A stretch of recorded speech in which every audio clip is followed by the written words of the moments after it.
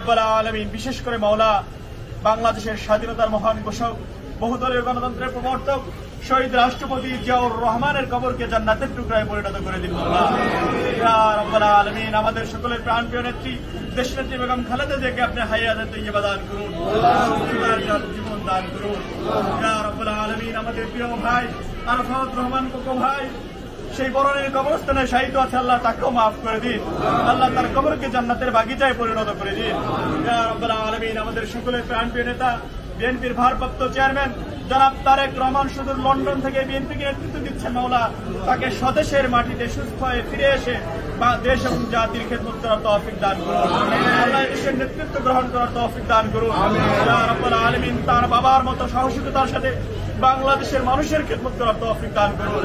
ইয়া রাব্বুল আলামিন ইয়া আল্লাহ আজকে যাকে কেন্দ্র করে এই দোয়ার আয়োজন আমাদের সকলের প্রাণপ্রিয় নেতা ঢাকা 16 আসনের মাটি ও মানুষের নেতা ইয়া রাব্বুল আলামিন ধানের শীষের প্রার্থী জনাব আমিনুল হক ভাইকে আপনি হায়াতে তৈয়বা দান করুন, ইয়া রাব্বুল আলামিন তাকে দীর্ঘজীবী করুন, ইয়া রাব্বুল আলামিন তাকে একজন লেখ থেকে দেশ এবং জাতির খেদমত করার তৌফিক দান করুন।